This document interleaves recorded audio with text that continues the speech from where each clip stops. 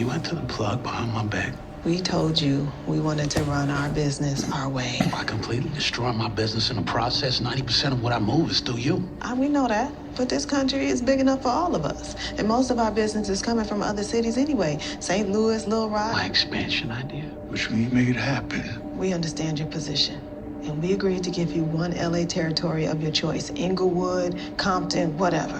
You did that for me. We're trying to be reasonable. And what if I say fuck your fucking reasons? You wanted to be out in front. Now you are. Did my man Oso just prophesize to Teddy what it's going to take to send Franklin to war? I believe so. The way Franklin walked out of this room, he is not having it. And this is going to be my season 5, episode 9 breakdown. The episode just before the season finale. That Louis is cold-blooded. If you're finding me for the first time, please subscribe to the channel. Be sure to turn on notifications so when I drop videos, you get them. Follow me on Twitter and Instagram. Leave me your messages there. For those of you that comment on a video and I hardly am able to get back to you, it's easier for me to respond to people on IG and Twitter. And then you can see the different folks I do business with on my YouTube channel, from Moochie, Nita, Miss K, Mark Dart, my main man Movie Bot done joined the team, Larry, Just My Opinions, Bree Avery, E-Man, all the way down to Sharonda, and my wife. I feel like I've got one of the best team of collaborators on YouTube. And Friday night when we go live, we'll also have Monique coming back to break this thing down. In the very beginning, we got old Backshot Buckley, ladies and gentlemen, going through with the hit, chasing down Kane. And he shot him right through the chest. The problem is, Officer Perez was shot. And they start the episode out with Backshot Buckley talking to the fake ass Terry Crews. This is what Terry Crews would look like if he lost all his muscles, because the police chief wants to know what the hell went down. And Backshot Buckley's getting this story ready with this guy. Did you guys sense that you couldn't trust fake ass Terry Crews? I know I did. I knew something was going to be up with this dude, and we'll get there in a minute. Leon was having a good day. Reminded me of Friday and Ice Cube. He was on top of his roof, drinking a beer, watching the sun rise as if he's on his pilgrimage to Mecca already. Then he rolls over to Franklin's house. Can you guys believe this was the first time he's been in Franklin's crib? And he just drops it on Franklin. Look, man, Kane and his crew got shot and attacked by the police at the bar, and Louis did it. And Franklin's looking at him like, okay, and Leon, he's feeling some kind of way because he felt like Lou looked him right in the face and basically spit in his eye by going ahead and attacking Kane because Kane said he was going to stand down. I do believe Kane was going to stand down for a short time, but the minute there was friction coming, I felt like Kane would ultimately go back to what had him angered in the first place. And I've always said that they should have took Kane out anyway. And in this moment, Franklin is thinking more about his kids and getting out the game than he is getting retaliation. Because he tells Leon, what the hell you want me to do about it?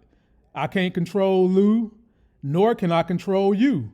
So in some estimates, you could say that Franklin was telling Leon, if you want to attack Lou, do what you got to do, but I can't control you. And in this moment, Leon is like, well, damn, what the hell? I really need to get out the game too. And then old Backshot Buckley. Now, as much as I like to pick on him, looking like a cockroach that grew into a human and put on a Jerry curl, in this scene with his chief, this dude put on some amazing acting. That whole line about shining shoes exchange between him and the captain, A1 acting. And in this moment, the captain is done with him. Captain's done. F you, I'm done. To the point where obviously Cap knows he's on drugs because he brings in the lady to drug test him. And old Backshot Buckley, he's madder than a fire ant in water. And he turns around and looks at the fake ass Terry Crews like, you porch N-word. You knew this all along. And basically, he's told, turn in your badge, turn in your gun, you're suspended, you're done. And my man is in there saying he's going to call the union, he's going to call Obama, he's going to call the NAACP. And Cap is like, if you don't want no criminal charges, sit your ass down and get the hell on up out of here, because this is it. Backshot Buckley did exactly what the captain wanted and got up out of there.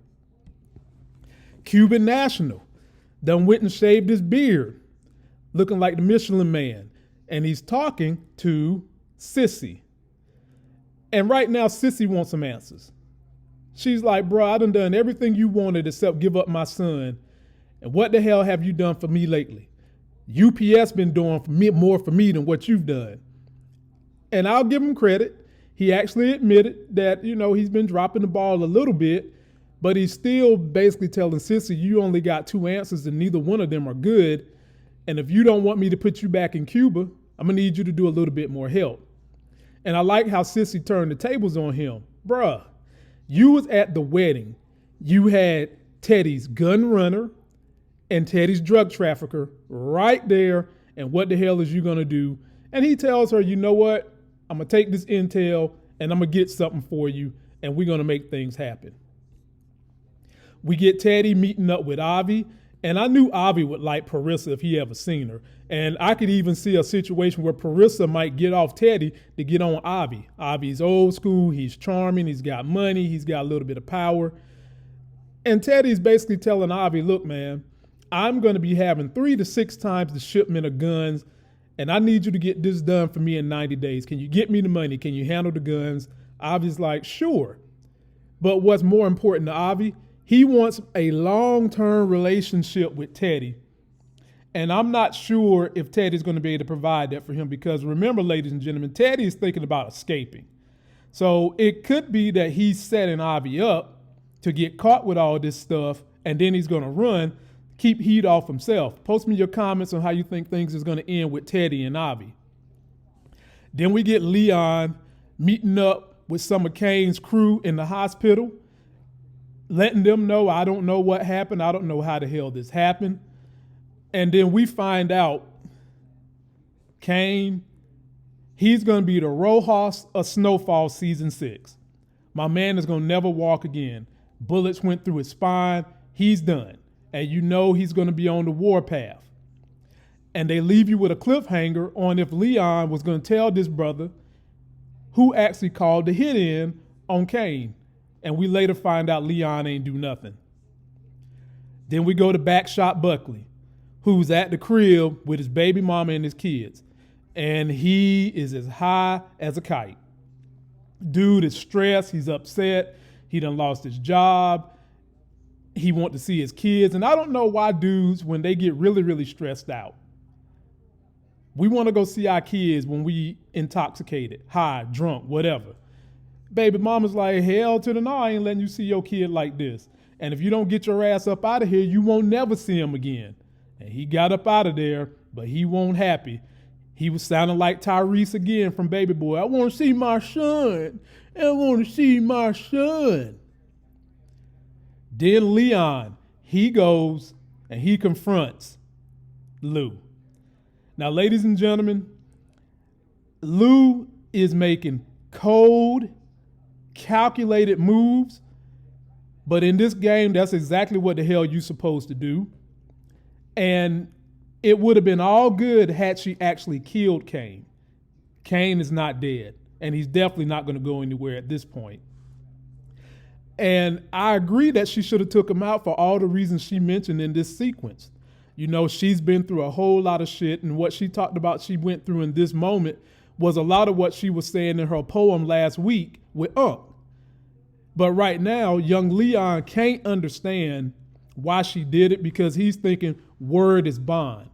He's young. And a lot of times we think word is bond till you become our age, like 40 something, and you realize MFers just be lying through their teeth to get you out their face and wind up doing whatever the hell they want to do. And that's basically what Lou is telling Leon Kane would have done. Eventually, when the barriers came up, he would have turned tails on this family, and I needed to take him out. But the key here is Kane's not dead yet. And I know she is willing to finish the job. Hell, she's even said if she got to take out a cop to finish the job, she's going to get it done. And I can't wait to see how they portray her in the season finale and what role or what is going to be her role next season. Franklin sitting on some beach resort island that he flew him and V to, and we just keep getting more and more of the backstory of V. Now, ladies and gentlemen, I want you to post me your comments. Have you guys turned around and are at the point where Monique is at where you trust V?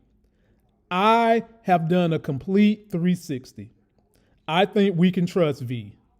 In this moment, we got more of her story, how she almost was choked out and went to heaven, dealing with some stuff with her mama. And she reveals to Franklin, I've always known you've been a killer. Get out this game.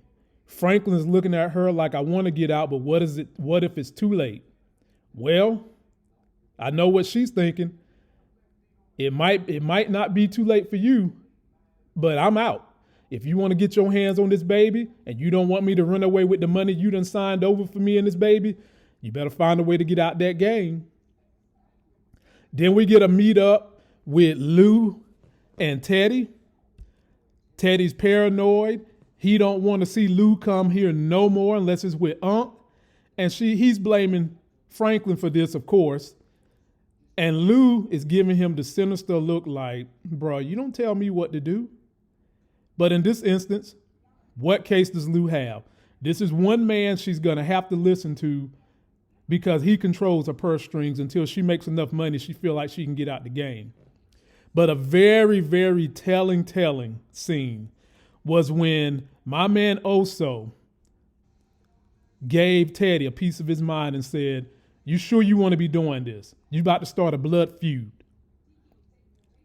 Teddy's like, with Franklin? He's not going to do nothing with his family. Oso probably knows Franklin better than anybody else in this series. He spent a lot of time with Franklin. He's seen Franklin grow from season 1 till now. He knows where Franklin's heart is at. And in this minute, Oso says he's young and he's got pride. And of all the things we've seen Franklin go through, for the most part, he hasn't gone to war with his family. But if Oso is prophesizing that this might be it, ladies and gentlemen, I got to believe this is going to be it. Not to mention Franklin's got his baby and all that stuff going on. I think Oso just told us its future. Post your comments down below if you think that's what happened. And we get Backshot Buckley just going crazy, acting like a crackhead, needing to get a hit, looking for a fiend. He goes over here to little buddy on the streets trying to get some drugs from him. And little buddy said, bruh, I smell the bacon. For my young folks that don't know what they mean, people used to call cops pigs. And that's what little buddy is talking about. Now, human cockroach with a Jerry curl was going to pay for these drugs, but my man was giving him lip. He pulls the gun on him. The crew pulls the gun on him, but they're not going to shoot at him because they would take out little buddy and Backshot Buckley. And Backshot Buckley was able to get his rock and get away scot-free. But, you know, when he turned around to pull the gun out, why didn't they shoot him then? They could have had opportunity to shoot him then, but they didn't. And then when he walked away with the drugs, they could have shot him. I think for the simple fact that they know he's a cop is why they didn't do nothing. And you know it's always a no-no to shoot a cop. This had to be a very, very touching scene for a lot of people that been wanting to see Wanda and Leon get back together. Basically, that's going to happen. Wanda admitted her love for Leon. Leon admitted her love. And we're probably going to see them two go off on a pilgrimage. They was hugging and kissing. But I thought something bad might happen in this moment, like a bullet was going to come through the window. And if not now, ladies and gentlemen, when? You never get happy endings in these stories. This looks like it could be a happy ending. It would be good if it did. But I've got a sad feeling it ain't going to be no pilgrimage to Mecca. It's probably going to be a pilgrimage to somebody's tomb. You post your comments on which one of these two you think would die. Then we get the very, very good scene that I started this episode review with. You went to the plug behind my back. We told you we wanted to run our business our way. I completely destroyed my business in the process. 90% of what I move is through you. We know that, but this country is big enough for all of us. And most of our business is coming from other cities anyway. St. Louis, Little Rock. My expansion idea. Which we made happen. We understand your position. And we agreed to give you one LA territory of your choice. Inglewood, Compton, whatever. You did that for me. We're trying to be reasonable. And what if I say fuck your fucking reasons? Wanted to be out in front. Now you are. Lou, and Franklin. Franklin goes and apologizes for all his ways in trying to hold Lou down. And I'm like, oh, that's sweet. Only for Lou to turn tails on him and make Franklin have this face right here. Got to be more careful. Boy, talk about the turn of an N-word. When they revealed that Lou done double-crossed him, went behind his back to the plug, this was the moment I felt like if he was going to ever fight Unc, he was going to throw that right hand in and he was going to get a piece of Lou because he was mad. He ain't having this shit, man. He is mad about this. He ain't feeling it. And I think this is finally the moment he's going to go to war with his own family. And keep in mind, Leon is already mad with Lou. Already. So it might be pretty easy to get Leon to go to war with him. But you guys post me your comments on how you think that's going to play out. And then we get Lou going into the office where she finds Backshot Buckley. And he's sitting in the office. You know he's stressed out today. He's doing drugs every hour. He sees some coke on her on her desk. He pulls that out, starts mixing it up because he's about to lose his kids. He done lost his job. He's got nothing else to lose. And Lou sits on the desk, gives him that look and says, bruh, cheer up. I can pay you triple. You work for me now. And I'm sure that made his little penis get hard at that point because he was out of the game. He thought everything was over. He still got connections in the police department, and Lou is going to use the hell out of that and probably going to pay for some of them. We get Cuban National invading Avi's warehouse with his guns, and then we get to fisticuffs and guns. Avi is an old grizzled veteran, takes out the other guy that came in with Cuban National, gets into a brawl, Pier 6 brawl, with the young Cuban National. He was able to hold his own for a little while until Cuban National cracked him across the head with the bottle. What is going to come of this? Is Cuban National going to take Avi somewhere, torture him to get information? Is he going to try to talk Avi into being in his side? And we know Avi is not going to do that. How is Cuban National going to play out with this? Post your comments down below. Let me know what you think. And then they end this episode with Franklin having a meet up with Teddy. He tells Teddy, you ain't had to go behind my back like that and meet up with the plug.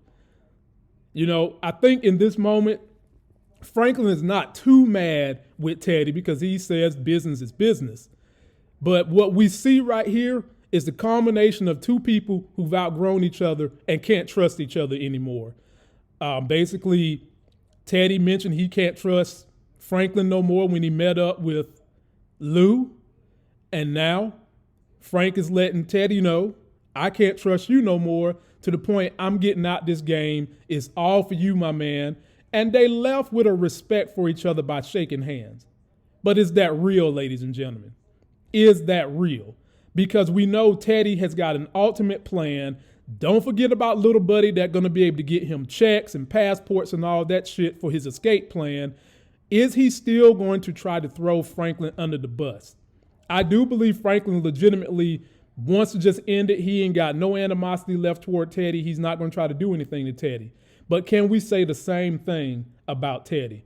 And my answer is hell to the no. Well, ladies and gentlemen, that is my review for episode 9, season 5, Snowfall. Don't forget to like the video, comment, subscribe. Come back and check me out live tonight at 9 p.m. as I go one-on-one with the living legend Larry to recap Snowfall.